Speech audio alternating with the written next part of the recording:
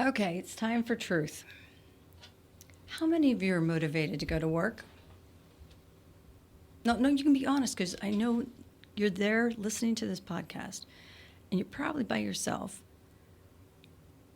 And it's a genuine question. I've asked this a couple times on the show.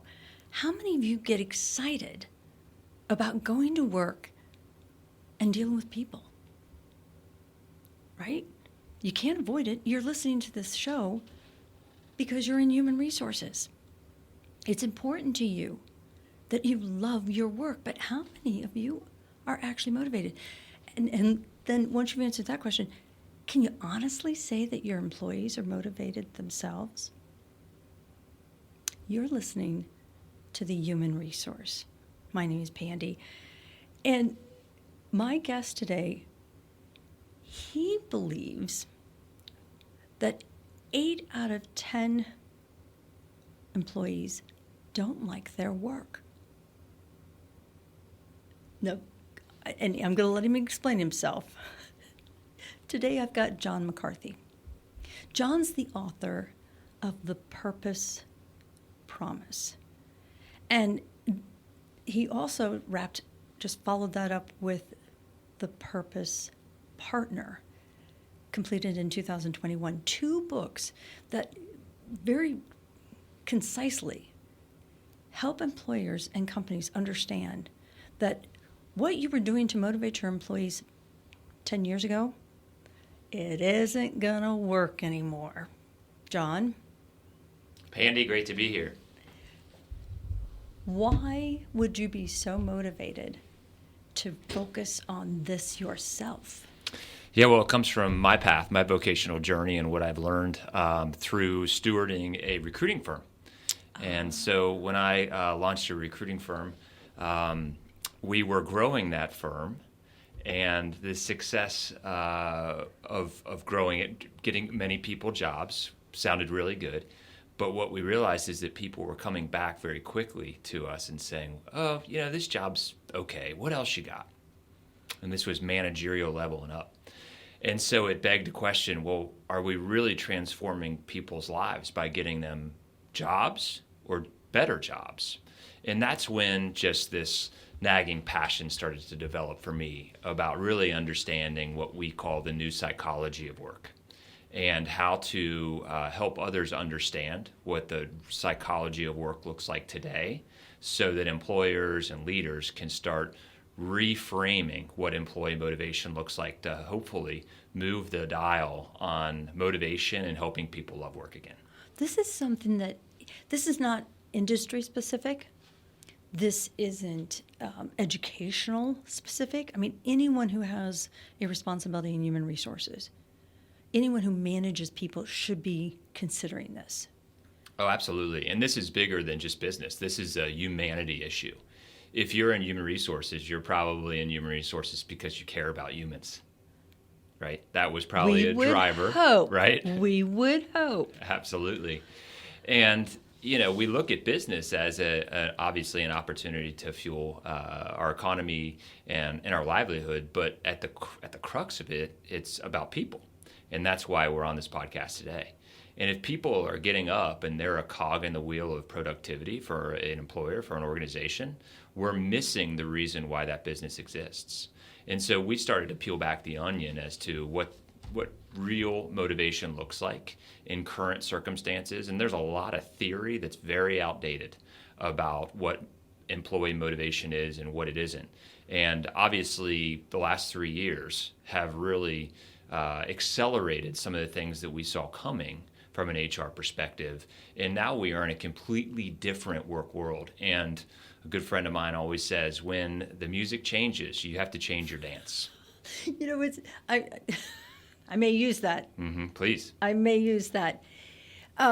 We talked on the show a while ago how the younger generation is now more concerned about their impact and the value of the company, their employer. My generation never even thought to ask that. We just got a job because that's the way it was supposed to be. Our success was wagered on how much we made and what our titles were. What are you finding now in regards to how do we keep employees employed, retained? Yeah. Well, let me answer that with a little history, if we can, to just kind of dissect the day we're in. If you go back into our economy and the labor force to the agrarian economy, work and the motivation of work was really based around, creating a better community, a better family, obviously on the farm. And then the Industrial Revolution changed human motivation and labor motivation. And I'm a big fan of the Industrial Revolution. Of course, we're in the sixth turn of it right now. But what it did was it made efficiency and effectiveness king in business.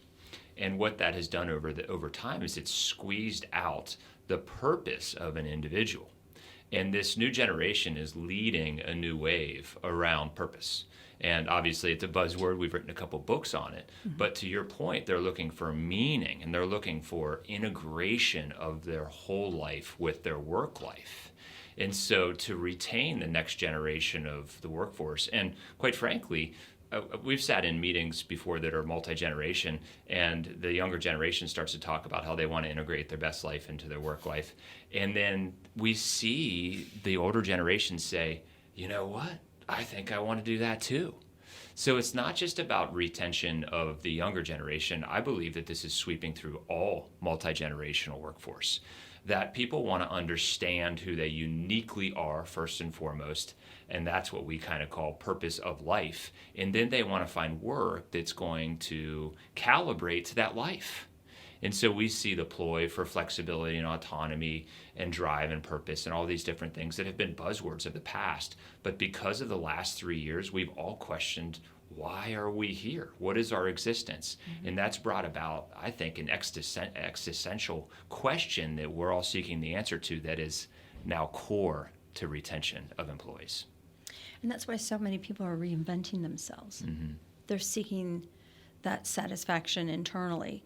You mentioned in your presentation when you and I met that money is no longer a driving force. Mm. How are employers supposed to adapt to this new mindset? Sure. When they're driven by money? It's all about numbers. Mm-hmm. Mm-hmm. How do we or do we start with CEOs? Where do we start? Sure.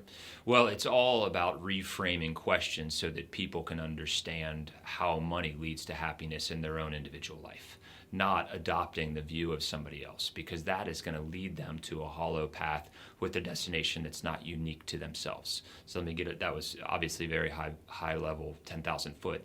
At a very ground level, motivation of money is not changed. Money is the greatest motivator for employees once it meets an individual's needs.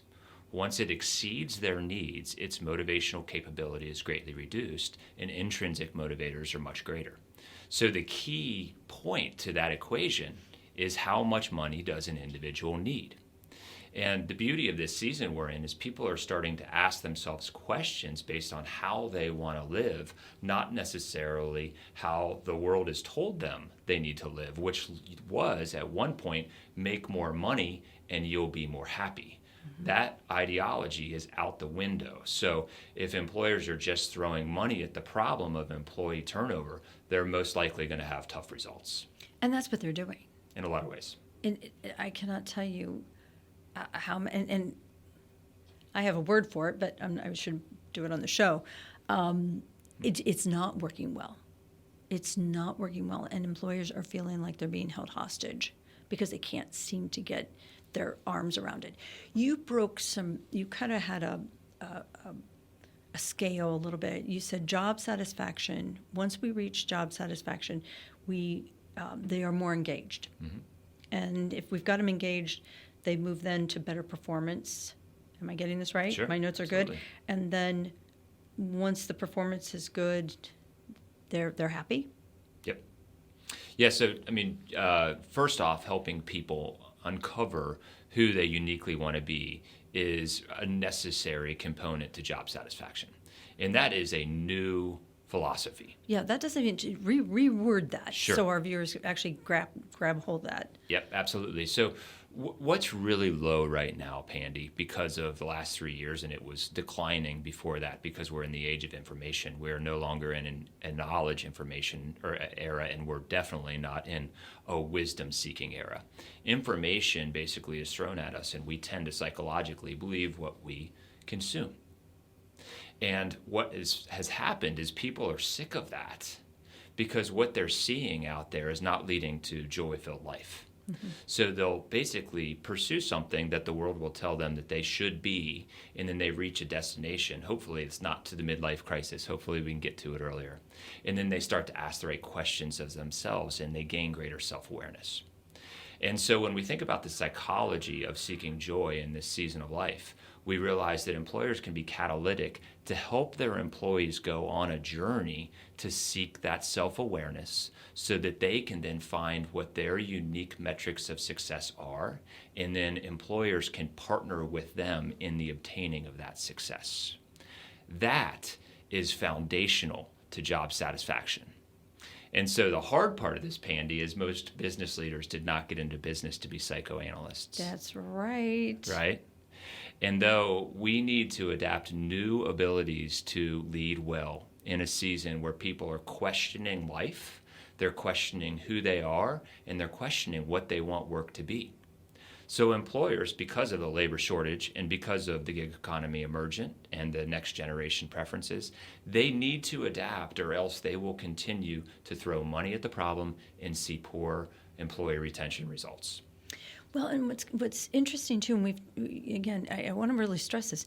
This is going to take an individual, either in that HR role or in a leadership role, to really have the emotional intelligence to not preconceive any notions, but to sit back and have the patience to listen and allow that individual to kind of evolve through the process. Because most employees don't realize that they should be doing this. They are doing it. They're struggling with it because it's not comfortable. It's new.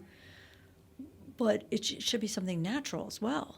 And each individual is going to have different results. And we've got to allow them to do that. That's right. There's no one-size-fits-all approach to retention and culture anymore. And that is a daunting fact. And I think most leaders that are listening to this probably would agree with that. But what do you do with that? Because the reality is, in a lot of ways, we're ill-equipped. I think what we have right now is a leadership crisis because over the last 3 years specifically, we've been so busy managing, right? We can manage projects and we can manage budgets, but leadership at this level requires exactly what you said, a ton of emotional intelligence, and it also requires a big investment of time. And with that investment of time, guess what? There's also opportunity cost. Yeah. And this is a season, if employers are going to adapt and really look for the long-term retention and performance strategy, they have to think that now I need to invest in people in new ways in order to have a workforce of the future that is going to be high performance. I think the number one person that needs to really take a good hard look at their own happiness and satisfaction is the owner. And I'm saying that trying to be nice, but if the owner isn't happy, and if he's trying to do something he was never meant to do, and we both have met them, they're really good at making the product, but they're not good at leading. They should not be running a company. Put somebody else in that role. Tuck and hide your ego. Go back to, I've got a trucking company, and so help me, the owner would rather be in that truck making cross-country deliveries than to be at his office running the company. So he's taking other family members and doing that, but he's happy. He's happy. And thank goodness he was smart enough to just say, you know what? I got the right people in the right role. We have to be comfortable enough to allow our employees to go through this process because some of them may not stay with us. We may be kind of cutting our foot off to spite ourselves, but at the same time, they're going to go anyways. That's right. That's right. And Pandy, I think your example about the trucking company is a good one. I think we're actually in a place of a major crossroads in business in general. And that is that for the last 3 years, there's been an incredible amount of burnout. 75 to 80% of us would raise their hand and say we've been burned out. And I don't know where the other 20% are. I'd love to meet them. But this last few years, I think what we have been experiencing is that so many leaders that were in a position of leaders were leading in what the quadrant that we call unconsciously incompetent. And I hate to say that. Look, I'm just going to call out, this is a tough one. Oh, I'm glad somebody's finally doing it. Yeah. But here's what's happening right now. I think we're seeing people say, I am consciously incompetent of running my business in this new psychology of work. And so I need to think differently. And that's good, because change management will say we have to hit that moment of realizing we can't do it the same way and expect different results, right? And so what we see, and I'm sure you see as well, and I think the whole HR community sees, is, okay, I think we're ready to adopt new strategies so that we can actually see new results. And that is foundational and critical to move into this next generation of managing labor market well. How do you bring in new clients? How do you work with companies? Yeah, well, most off what we do is we educate and equip.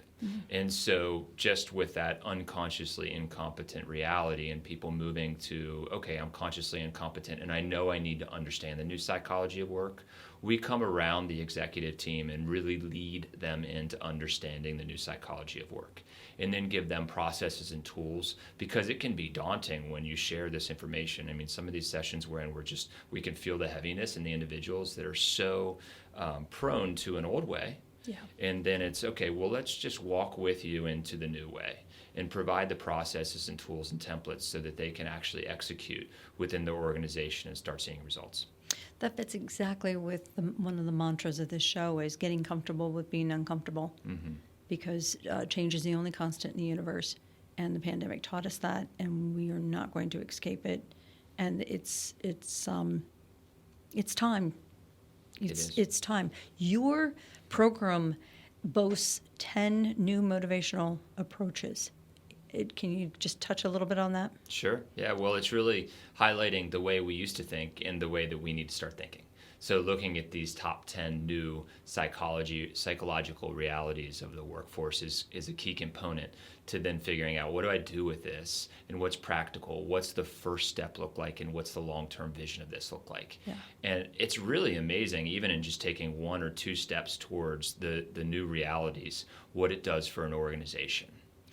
And it's inspiring, Pandy. You know, like we should be in business to help people understand their best selves and be able to help provide a path to that. We should be. Correct. Let me add that operative term. We should be. But we both know a number of companies that aren't focused on that. That's right. And some never will. We have to be intelligent enough and sophisticated enough to say that this is not going to fit everybody. But to your point, then will they be here in the next 5 or 10 years? Well, Pandy, I'd say that for every business leader that's really listening to this and wondering what to do with it, they need to ask themselves, what am I in business for? And if I'm in business to make profit, then, good luck trying to overpay and retain employees. But if you're in it to change lives, you got to change the way you're looking at employees. So start now, listeners and viewers, start now thinking about this. If you know how miserable you are going to work, what do you think your employees are going through? And here's the simple truth. You now have 2 resources. The Purpose Promise and the Purpose Partner, written by John McCarty. John, how do they get a hold of you? Sure. purposepromise.org or purposepartner.org is where you'll find us, or on LinkedIn, John McCarty.